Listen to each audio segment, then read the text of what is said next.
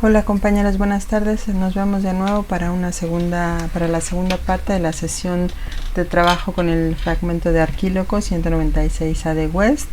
Ya hicimos una primera sesión en donde vimos casi un poco más de la mitad del fragmento, así es que ahora vamos a terminar con ese. Recuerden que ustedes tendrán que hacer un trabajo y que por eso el siguiente jueves, que es 21, no hay como tal una videoclase, sino que ese día ustedes aprovechan el tiempo para terminar su trabajo y subirlo a la plataforma.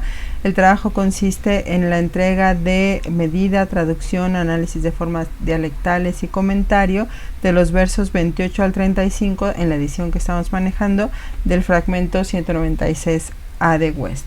Bueno, antes de empezar con la segunda parte de nuestra plática sobre el fragmento de Arquíloco, me gustaría dar alguna retroalimentación sobre la lectura que se hizo de los versos que ya entregaron. Bien, lo principal, muchos leyeron muy bien. La verdad es que hubo personas que leyeron maravillosamente bien. Ya hay mucha fluidez, se marcan muy bien los ictus, el ritmo de la métrica está perfectamente, pero hubo algunas personas, como 3 personas, que les cuesta trabajo transitar del ritmo dactílico al ritmo yámbico, y entonces no se veía, no se escuchaba esa transición, no se sentía esa transición. Y también una segunda observación, algunos hicieron sinícesis donde no iba y no hicieron sinícesis donde iba. Por ejemplo, en el primer verso que leyeron, el 28, era un tosautefonion parthenon ese neon par, ese neon, es decir, la cuarta sílaba era una sinícesis, por lo tanto contaba como una sílaba larga. Hay quien la marcó como 2 breves o incluso, breve larga, y le rompía ya la métrica de todo el verso. Y en cambio, en el verso, me parece que es el 33, allí teníamos un gedar fn neón, ese neón, bueno, no hacían sinícesis, y aquí no era sinícesis, eran 2, aquí sí era breve larga, para marcar el hemiepes de ese verso. Bueno, ya tomadas estos anuncios y esta pequeña retroalimentación, pues de todas formas tendrán que entregar un trabajo, así es que si quieren pueden volver a subir su audio, y algunos que no tuvieron la mejor evaluación, la mejor calificación, podrían mejorar su calificación si así lo desean. Bien, nada más repitiendo las fechas, el 21 se entrega el fragmento, no hay clase videograbada. El 26, es decir, el martes de hoy en 8, hay clase videograbada. Empezamos ya con dialecto eólico, es decir, ya con propiamente nuestro semestre 8, nuestro griego 8, ya que estas clases anteriores habían sido en realidad repasos del griego 7 que no habíamos terminado cabalmente, ¿no? Entonces ya el 26 de mayo propiamente estaríamos empezando el semestre con nuestro griego 8. Y empezamos con dialecto eólico. Esa videoclase del 26, que es la videoclase número 5, se ocupará sobre todo de las características dialectales, y explicaremos el esquema métrico de la estrofa sáfica. Para aquellos que les cuesta un poquito de trabajo la medida, pues esa clase será importante para eso. Quizá incluiré algún fragmento de Safo, de Alceo, alguno que ya no pude meter dentro de la calendarización de este semestre por causas obvias, entre el paro y la pandemia, la contingencia, pues uno tiene que priorizar los temas de los temarios, pero bueno, voy a intentar meter algún fragmento que no hayamos logrado incluir en el calendario. Bien, y ya después, el 28 de mayo, nos vemos en línea, que es el jueves a las 2 de la tarde en línea, para la retroalimentación de Arquíloco y para trabajar entre todos un primer fragmento eólico a manera de como una especie de taller de traducción, lo más cercano a lo que eran nuestras clases en el aula. Bien, una vez dicho eso, ahora sí déjenme compartirles mi pantalla para que podamos empezar a trabajar. Bueno, creo que ya están viendo todos mi pantalla, y decíamos que vamos con la segunda parte de este fragmento 196A de West. Ahí me faltó la A, se me fue, pero bueno, es el fragmento 196A de West. Bueno, nos quedamos en este verso. Si recuerdan, habíamos ya dado toda la traducción del verso, de los fragmentos de los versos anteriores. Me voy a permitir leer la traducción que me gustó mucho de Cátedra, que traduce José Luis Calvo Martínez, y voy a traducir hasta donde íbamos para que tengamos un esbozo de lo que habíamos visto. Empiezo. Apartándome del todo, mas hay que atreverse por igual. Pues bien, si tienes ganas y el ánimo te empuja, hay en nuestra morada, la cual tiene ahora grandes deseos, una hermosa y delicada joven. Creo que ella tiene una forma irreprochable. A esta pues, hazla tu amante. Esto dijo, y a ella yo le contesté: hija de Anfimedonte y de una noble y prudente mujer, a la que cubre ahora la sombría tierra. Hay goces de la diosa numerosos para los hombres jóvenes fuera del divino asunto. Uno de estos bastará. Esto tranquilamente cuando oscurezca. Tú y yo resolveremos con la ayuda del Dios. Te haré caso tal como me pides. Un gran deseo has levantado en mí. Pero bajo el tejado y el portón no te niegues, amiga, pues te voy a llevar a los herbosos huertos. Y ahora sabe bien esto, con Neobula, que se quede otro hombre. Ay, está madura, el doble de tu edad, y ha perdido la flor de la virginidad y la gracia que antes había en ella, pues no conoce hartazgo. Y esa rijosa mujer la medida ha mostrado de su, y ahí se queda. Bueno, importante mencionar que en este fragmento se traduce, por ejemplo, Anfimedonte, para lo que nosotros hemos hablado como Anfimedo, y que dijimos que incluso era también una especie de sátira, usar el metronímico en vez del patronímico, que era lo usual, que era más la tradición, y que también el nombre de Anfimedo, como la mujer que tiene dobles intenciones, hacía referencia a que era una mujer infiel y a un licambes cornudo. Ahora, estamos suponiendo nosotros también, a partir de la lectura de muchos comentarios, que la jovencita con la que está hablando nuestro poeta Arquíloco se refiere a la hermanita pequeña de Neobula. Entonces, aquí en esta traducción y en la edición de José Luis Calvo Martínez, tampoco están entendiendo tampoco le están dando esa lectura. Incluso en una nota, cuando en el verso que dice, esto dijo y a ella yo le contesté, que es nuestro verso, déjenme les digo, es nuestro verso 6, nuestra edición. En las ediciones que presentan otra estructura del verso, es el verso 9. Pero en ese ella, o sea, no están suponiendo que es la hermana pequeña de Neobula, o de Neóbula, como gusten llamarle, sino que posiblemente era una celestina. Esa ella es una celestina. Y yo, el que habla, evidentemente es el poeta, eso lo siguen reconociendo. Pero bueno, esa Celestina, se ofrece como mediadora para conseguirle a una mujer joven. Los personajes concretos son problemáticos. Para José Luis Calvo Martínez son problemáticos, y por eso hay estas variantes en la lectura, y por eso traducen a Anfimedonte y una mujer joven, y esa no es una posición en realidad de Anfimedo, la madre de Neobula y de su hermanita menor.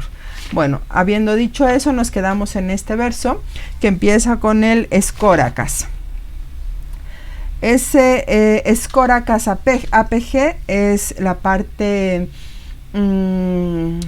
yámbica la parte dactílica de nuestro verso. Es un hemiepes.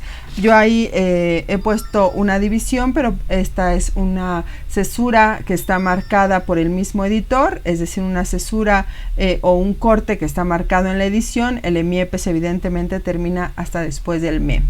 Bien, ese escóracas APG yo les he puesto aquí una nota, nosotros lo podemos traducir como que se vaya a los cuervos, ¿no? Una preposición apocopada que ya vimos en la parte del análisis dialectal, y bueno, un imperativo, que se vaya a los cuervos, que se aleje a los cuervos. Bien, esta puede tener muchas traducciones, pero la hemos decidido dejar así, y les puse una nota de la edición de estos fragmentos de Arquíloco de José Molina, que él para este apartado señala que habría varias maneras muy mexicanas, y me pareció buena la nota, de traducir esta expresión, váyase a los cuervos, pero ninguna sería tan cruel como era para los griegos dejar insepulto un cadáver para pasto de aves, ¿no? Para que fuera comida de aves de presa. Bueno, y después tendríamos entonces esta forma habitual para mandar a alguien al infierno, y decíamos que que se vaya a los cuervos, porque expresa que no se le tiene el respeto a esa persona, ni siquiera para darle una sepultura adecuada. Y entonces, una vez dicho esto, seguimos con la parte yámbica, con el dímetro yámbico del fragmento, que tiene también muchos problemas. Yo ahí les he puesto en amarillo el anaxtheon, que suponen algunos, y después el anerphilos, que suponen Campbell y algunos otros editores. Incluso algunos lo dejan así, muchas lecturas lo dejan así. La edición que presenta José Molina deja la laguna, también la edición que presenta José Luis Calvo deja esa laguna, y la edición que presenta Fernando García Romero es la que estoy presentando como la variante abajo en el aparato crítico, que es anerphilos. Entonces, para completar el verso podemos tomar en cuenta esa variante. Nosotros, si la dejamos como varios han hecho con la laguna, podríamos traducir como no sea esto, no sea que esto, no sea que. En cambio, si consideramos la lectura de García Romero, traduciríamos no sea que aspire a ello un amigo suyo, no sea que tenga un amigo, o que aspire a ello un amigo suyo. Así es como traduce García Romero. Bien, dejando atrás este verso y esta parte de la laguna que nos da problema, seguimos con el siguiente, que es el trímetro yámbico, que nada más tiene una sustitución en un solo pie, que es la penúltima sede, es decir, tenemos el primer metro, vamos poco a poco, el primer metro completo y puro, el segundo metro completo y puro, y en el tercer metro, en la sede impar, como habíamos dicho, se da la sustitución por espondeo. Entonces tendríamos Jopose, Gogi, Naika, Toya, Utenejón. Esa sería nuestra lectura. Jopose, Gogi, Naika, Toya, Utenejón. Bien, esta no tiene mayor problema, y la traduciríamos como de manera que, Jopos, yo teniendo una mujer semejante, o al tener una mujer así, y viene la oración principal. Geitos y Harmesomai. Fíjense cómo hay un cambio en el ritmo, Jopose, Gogi, Naika, Toya, Utenejón, al ritmo dactílico. Geitos y Harmesomai. Y por eso también está la elisión para hacer fluida el verso. Y aquí tendríamos, de modo que yo, teniendo una mujer semejante, una mujer de tal clase, seré, esomai, la burla, el hazme reír, el harma, entre mis vecinos, entre los vecinos o para los vecinos. Bien. Hasta aquí, hasta el corte que presenta el Emiepes, se está hablando de Neobula, ¿no?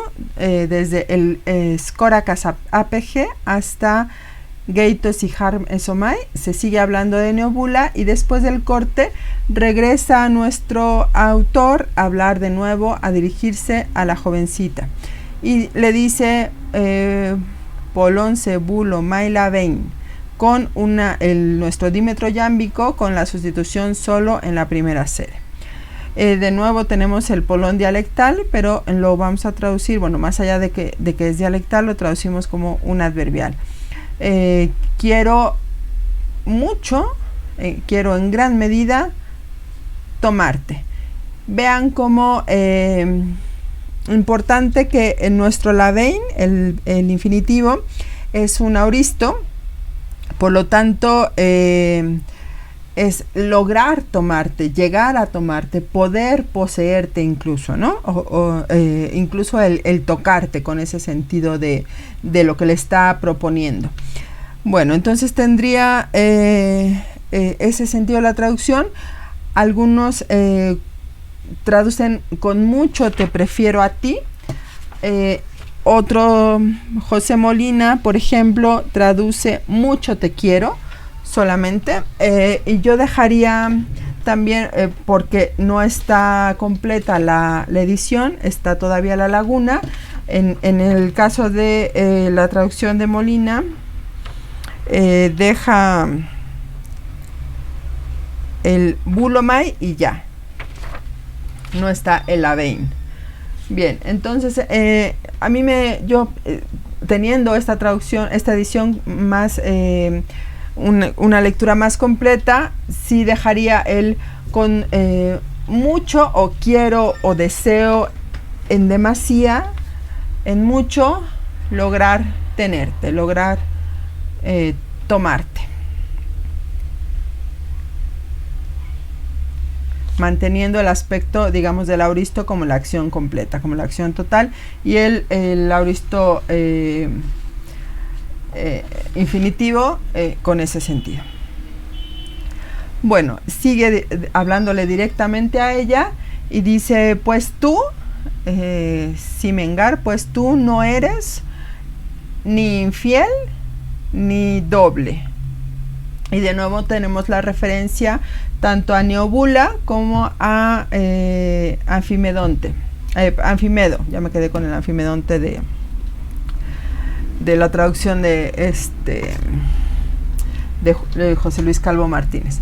Bueno, decíamos que Neobula es la de nueva decisión, porque ya estaba prometida a Arquíloco, digamos en la leyenda que se cuenta, y es una mujer que cambia de parecer y se casa con otro hombre, ¿no? También por eso se cree que esta seducción, este estupro del que lo acusan incluso a Arquíloco, es en realidad una venganza para Neobula. Pero bueno, lo que estamos hablando es que ese diploe tiene también la referencia a que tampoco es como Neobula, que cambia de parecer, o como su madre, que es una mujer infiel o de dobles intenciones, ¿no? Entonces aquí se refiere a la jovencita como, pues tú no eres ni infiel ni doble.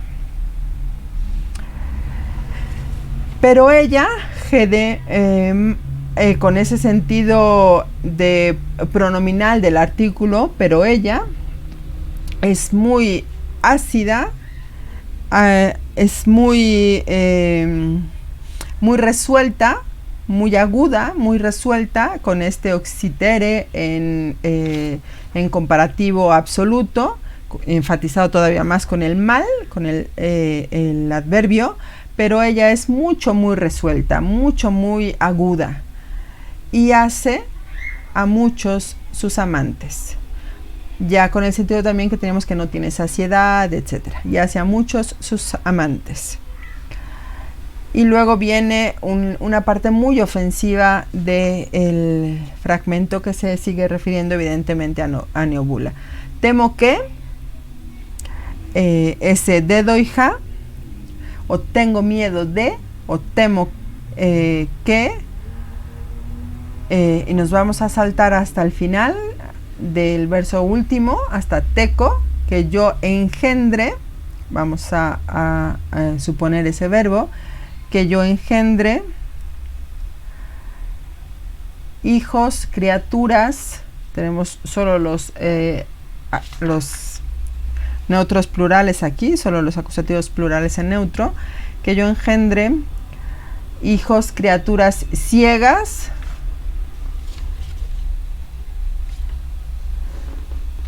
y este calitémera es una crasis, evidentemente está marcada ahí, y tenemos el verbo, el sustantivo es alitémeros, el adjetivo, alitémeros, alitémeron, un adjetivo de 2 terminaciones que significa prematuro. Entonces, temo que engendre hijos o criaturas ciegas y prematuras, apurado, ese epeigómenos, por la prisa, tal como la perra. Y bueno, el teco ya lo hemos puesto arriba, ¿no? Tal como la perra. Bien, fíjense cómo el epeigómenos es el mismo que teníamos al principio en el segundo verso, ese epeigeai, que ella le dice, la jovencita le dice, si estás apurado, ¿no? Con la condicional del principio. Está usando el mismo verbo, entonces él, apelando a eso que dijo, bueno, él teme que si está así de apurado, si tiene relaciones con Neóbula, tenga hijos ciegos y prematuros. Bien, bueno, hay algunos traductores que ponen una nota para referirse a estos dos versos y dicen que es una alusión irónica a un proverbio que dice: la perra que tiene prisa, pone crías ciegas, y que invita a hacer las cosas con calma para que salgan bien. Bueno, entonces ahí tenemos el juego de palabras también con el diploe para referirse tanto a su madre como a su hermana, el oxitere para referirse de nuevo al poco control que tiene Neóbula sobre sus deseos sexuales, y después, bueno, la parte más ofensiva de el hopos, el dedo y hopos metiflaca li temera, spudeye peigómenos tos hosper hekion teco.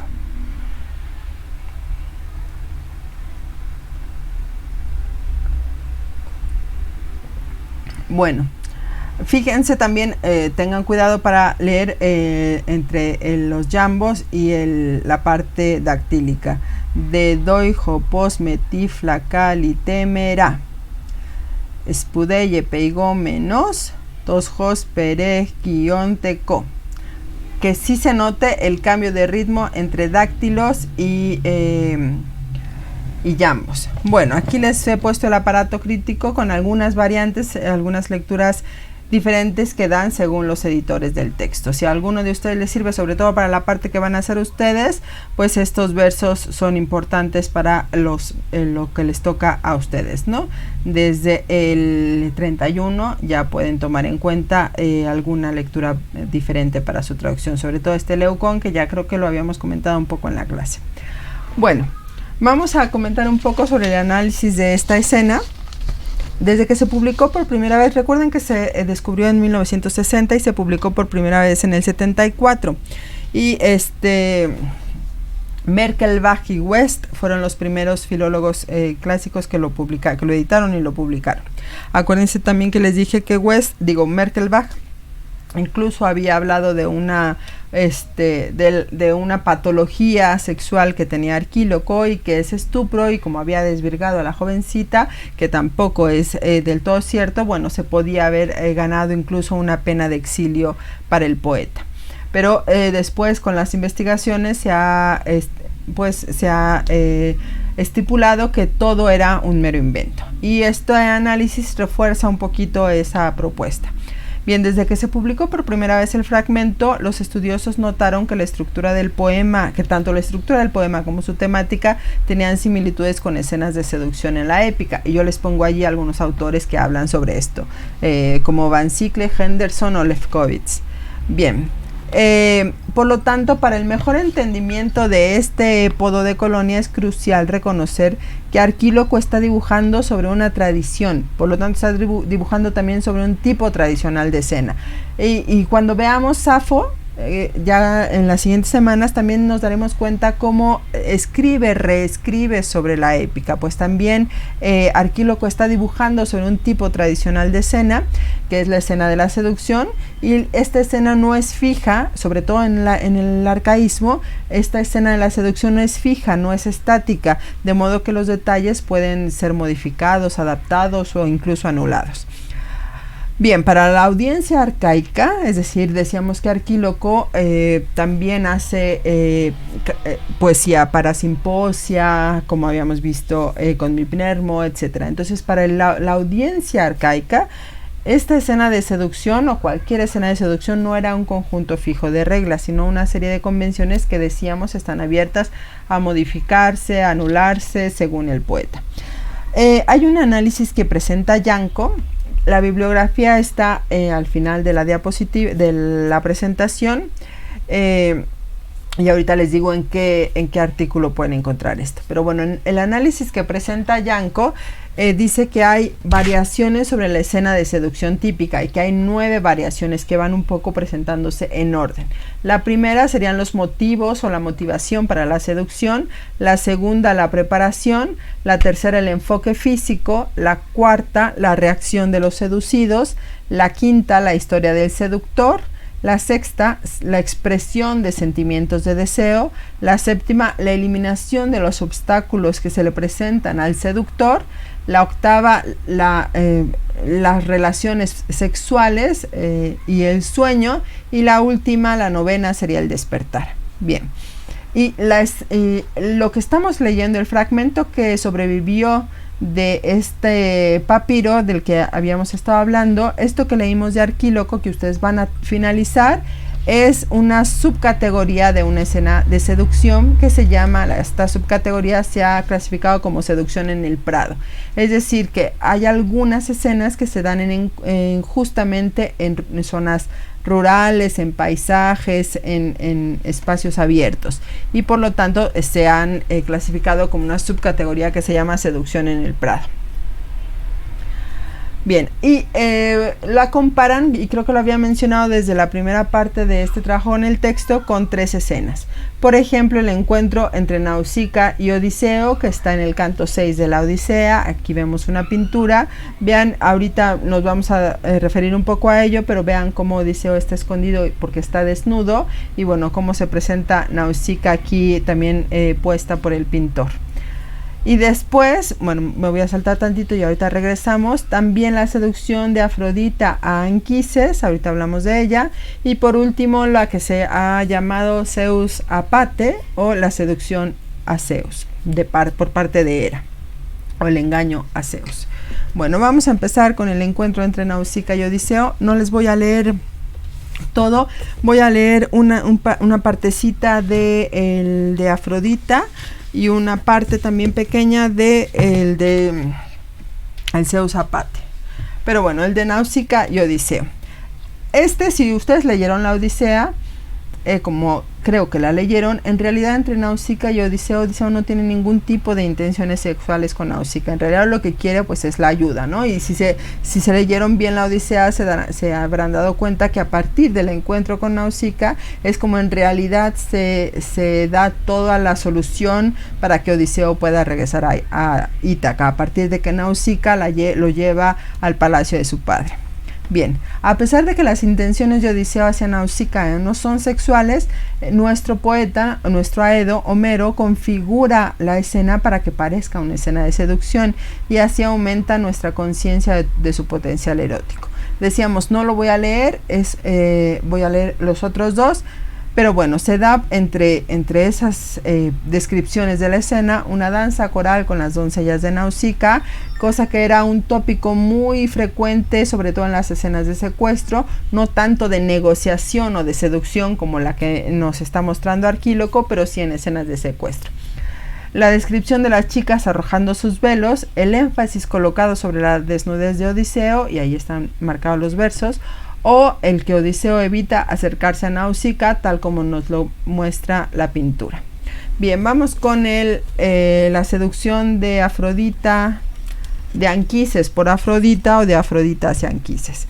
Entre lo que se puede analizar de esta escena de seducción es que Afrodita se presenta como una Parcenos vulnerable. Afrodita no se presenta como diosa. Y bueno, estoy en el himno homérico Afrodita, en el verso 81 más o menos, en la traducción de Antonia García Velázquez, la edición de Acal. Se detuvo ante él la hija de Zeus, Afrodita, semejante en talla y aspecto a una doncella todavía virgen, para que Anquises no se espantara cuando la contemplara con sus ojos. Bien. El disfraz de Afrodita es el de una joven perdida en el bosque y ese disfraz se vuelve sexualmente atractivo para Anquises. Además, este disfraz está diseñado para hacer que Anquises quiera actuar según su deseo, para que no se sienta inhibido, cohibido por la presencia que tendría Afrodita, digamos, divina, ¿no? Y así Afrodita logra colocar a Anquises en el papel de seductor masculino. El discurso inicial lo tiene Anquises, y su discurso, sin embargo, sigue las convenciones formales de un himno. El amor, y lo voy a leer, me salto hasta el verso 91. El amor se apoderó de Anquises, quien le dijo: te saludo, señora, que llegas a esta morada, seas quien seas de los bienaventurados, Artemis o Leto o la áurea Afrodita, la noble Temis o la diosa de ojos brillantes Atenea, o quizá tú, que has llegado hasta aquí, seas una de las gracias que acompañan a todos los dioses y son llamadas inmortales, o alguna de las ninfas que habitan bosques hermosos, o de las ninfas que viven en este bello monte, en las fuentes de los ríos y en los prados herbosos. Te voy a levantar un altar en la cumbre, en un lugar descubierto y visible por todas partes, y te ofreceré hermosos sacrificios en cada estación. Y bueno, sigue, ¿no? Pero veamos cómo, si lo comparamos con nuestro Arquíloco, pues evidentemente hay una distancia inmensa entre el discurso de Anquises y el discurso de Arquíloco, ¿no? Pero decíamos, tiene todo, sigue todas las convenciones formales de un himno, sobre todo porque Anquises cree que está en presencia de una diosa, por lo tanto el lenguaje no puede ser el mismo que ante una mortal. Pero Afrodita niega su divinidad y enfatiza su vulnerabilidad sexual, y así lo insta a tomar el papel de seductor. Y bueno, leo, me salté como al verso 105. Le contestó después la hija de Zeus, Afrodita: Anquises, el más ilustre de los hombres que en la tierra han nacido, no soy ni mucho menos una diosa. ¿Por qué me comparas con las inmortales? Soy mortal, y mujer era la madre que me dio la vida. Otreo es mi padre de glorioso nombre, quizá lo has oído nombrar. Él reina sobre toda Frigia de sólidas murallas. Vuestra lengua la conozco tan bien como la nuestra, pues troyana era la nodriza que me crió en el palacio. Ella me cuidó cuando era pequeña, tras haberme recibido en los brazos de mi madre. Por eso conozco bien vuestra lengua, pero ahora me ha raptado el dios del caduceo de oro, Argifonte, separándome del coro de Artemis de las flechas de oro, la diosa que gusta del bullicio de la caza. Nosotras, muchas mujeres jóvenes y doncellas muy solicitadas, estábamos danzando y una gran muchedumbre hacía círculo a nuestro alrededor. De allí me ha raptado el dios del caduceo de oro, Argifonte. Bueno, y sigue Afrodita. Vean cómo evidentemente lo que decíamos, niega su divinidad, enfatiza la vulnerabilidad, sobre todo cuando dice: yo estaba con otras doncellas, lo que les comentaba como un tópico en una escena de secuestro. Ella junto a otras doncellas estaba danzando, y en ese momento de la danza fue raptada. Ella le cuenta a Anquises que ha sido raptada. Bueno, después avanza hacia el 126-127 y le dice que el dios me dijo que sería llamada legítima esposa de Anquises, compartiendo su lecho, que pariría para ti ilustres hijos. Es decir, le dice que su matrimonio está predestinado, y Anquises en ese momento insiste en el sexo de inmediato. Bueno, y nos vamos por último con la otra escena de seducción, que es la escena entre Hera y Zeus, lo que se llama Zeus Apat. Hera permite, bueno, estamos en el canto 6 de la Ilíada, en el canto 14, el 6 era el de la Odisea, en el canto 14 de la Ilíada, y Hera, les voy a leer solo alguna parte. Hera permite que Zeus sea el primero en sugerir sexo. Déjenme, estoy en el verso 300 13, 328.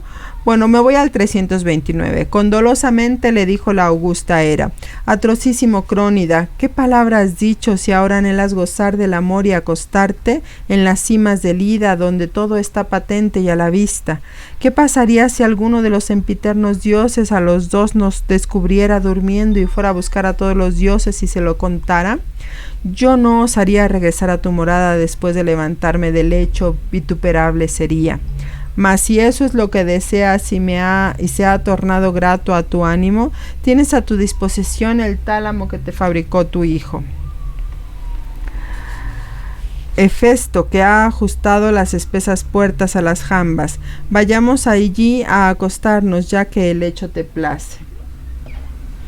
Bueno, Hera permite que Zeus sea el primero en sugerir sexo en unos versos anteriores, y después ella responde con indignación, que es la parte que yo he leído, y le sugiere que mejor, si eso pretende Zeus, que se vayan a la cámara nupcial.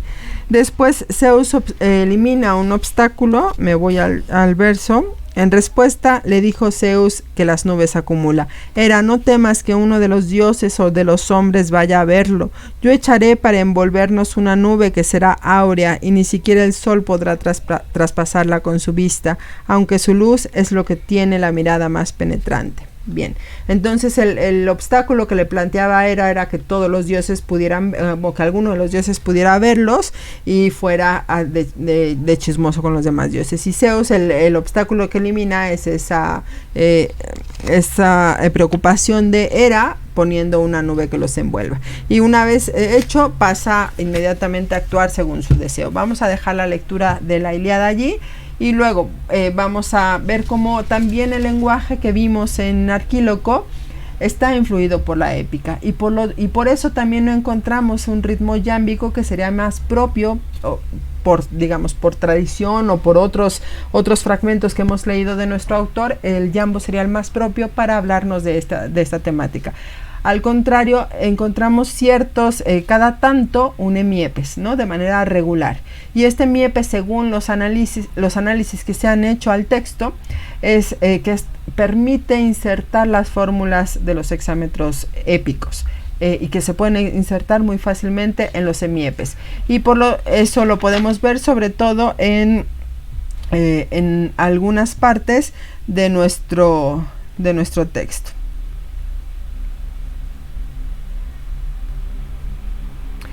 Por ejemplo, el verso 17 de nuestra edición, alos aner egetó, en esa parte el terpsies eis ices, el placeres hay muchos de la diosa, ok. En ex cora cosa pg, que ya lo habíamos visto desde la nota de José Molina, que podíamos ver esta faz en la Ilíada 1.45. Esto de que dejen a una persona insepulta para que sea comida de los pájaros, de las aves de presa, pues es un tópico evidentemente de la épica, que después también se verá muy utilizado en la tragedia. Bueno, entonces esa influencia de la épica se puede ver también en el lenguaje, y por eso en esas partes que son hemiepes, en donde se inserta muy fácilmente los versos formulares de los hexámetros. Bien, para Yanko, no sé por qué lo dejé tan chiquita esta letra, porque es importantísimo lo que estábamos analizando, pero bueno, para Yanko, la sección sobreviviente de nuestro fragmento, aunque no es idéntica, refleja claramente los componentes 4 al 8 del análisis que presenta. El 4 es la reacción de los seducidos, que justo empieza nuestro fragmento con eso, con la reacción de la jovencita cuando le dice: pero abstente del todo, ¿no? Si aún así estás apurado y la excitación, el ánimo te empuja, pues en mi casa hay eso que decía, ¿no? Luego la historia del seductor, los sentimientos, la expresión de sentimientos de deseo, la eliminación de obstáculos, cuando él le dice no, que se vaya a los cuervos, Neobula, ¿no? Yo te quiero a ti, porque la jovencita presenta a Neobula como una sustituta para que ella reciba las proposiciones carnales de Arquíloco en vez de, para que su hermana las reciba en vez de ella, ¿no? Pero bueno, Arquíloco elimina esos obstáculos y al final se da, que es la parte que ustedes van a trabajar, esta descripción de las relaciones sexuales y del sueño. Bueno, hasta la descripción de las relaciones sexuales creo que va a quedarse, ¿no? Bien, nada más un comentario extra a esto que estamos hablando, que es la descripción de Neobula. Acuérdense que en la traducción que presentábamos de Calvo Martínez, de José Luis Calvo Martínez, señalan que ella, pero a ella yo le respondí, ella en realidad es una celestina. Y algunos análisis podrían reforzar esta interpretación. La niña intenta negociar un encuentro sexual para su pretendiente. Bueno, el intento de la niña de negociar un encuentro sexual para su pretendiente es sorprendente por sí mismo. O sea, al que una jovencita que está siendo acosada por un hombre mayor diga que en casa está su hermana, que puede recibir de muy buen grado las proposiciones de Arquíloco, es sorprendente. Pero los términos en los que describe a su sustituta hermana lo hacen todavía más impactante, según los analistas que han trabajado, según los estudiosos que han trabajado el fragmento. Ella comienza enfatizando el propio deseo sexual de Neobula, y lo podemos ver en cuando dice, bueno, lo que han a pesar de que hay una laguna, sí está completo Genin Men Himeirei, y la laguna la han completado con legios, o sea, deseos. Ella está deseosa, ella ahora tiene deseos de cama. Y bueno, así empieza a hablar de su posible sustituta. Y después hace una entusiasta descripción, una que han calificado como entusiasta descripción de los encantos de Neobula. Y esto para Yanko y para algunos otros estudiosos dicen que mejora su actuación como proxeneta. Por eso en la otra traducción la presentan como una celestina. Déjenme les digo el nombre de Swift, y ahorita vemos la bibliografía, es quien señala esto. Mejoran su actuación como proxeneta. La otra, o sea, Neobula, la otra doncella es Caletereina Parcenos, es decir, una descripción táctil que se acompaña con la parte con la sinestesia que habíamos visto tanto en los eufemismos naturales de friso, el bosque, el herboso bosque, puertas, etcétera, como para lo que vendrá después en la parte que ustedes van a trabajar. Una descripción muy sinestésica, y aquí, hablando de Neobula, una descripción muy táctil y muy sensual que evoca la suavidad de una planta joven. Bien, una cosa más. Decíamos que se da la expresión de los sentimientos de deseo, y sobre todo en el punto primero, que es la motivación del seductor. Bueno, me falta señalar que Martin West, el primer editor de nuestro fragmento, identifica al fragmento 196, que es este que yo les he puesto, como la apertura perdida de nuestro poema. Y entonces comenzaría la seducción con el orador, o sea, con nuestro Arquíloco, explicando sus sentimientos de deseo a un compañero. Y este es el verso. Alá me jo lisimeles o taire tabna taipozos. Y se traduce como: sin embargo, compañero, me subyuga el deseo que relaja los miembros. Este Dabna Taipozos, que relaja los miembros, es un tópico muy especial también en la épica, en la lírica. Bueno, les doy la traducción de José Luis Calvo Martínez, que a mí me gusta mucho, pero compañero, me domina el deseo que los miembros afloja. Bien. Bueno, dicho eso, tendríamos un poco más completo nuestro fragmento si hacemos, si coincidimos con West en que el fragmento 196 sería la apertura perdida de nuestro poema. Evidentemente no toda, pero una parte de nuestro poema. Bien, aquí les dejo la bibliografía, añadí algunos otros links, entonces si los pueden ver para que ya puedan tener un buen material para hacer su trabajo. Está la edición de los fragmentos de José Molina y todos los análisis de los que yo les he hablado aquí, ahí están puestos. Y bueno, evidentemente las clásicas, la Lira Graecae, las ediciones, los comentarios, etcétera. Si alguien necesita más bibliografía, puede poner un comentario en el Facebook, mandarme un correo y yo les haré llegar la bibliografía en PDF a la que pueda tener acceso. Bien, nos vemos la siguiente sesión. Recuerden que estaríamos encontrándonos de nuevo hasta el 26 y que el 21 presentan ustedes su trabajo. El 21 presentan su trabajo, es decir, el jueves. El 26 nos vemos con la videoclase de dialecto eólico y el 28 nos vemos en línea todos juntos para trabajar un fragmento del dialecto eólico y para dar la retroalimentación de Arquíloco. Bien, que estén muy bien, chicos. Hasta luego.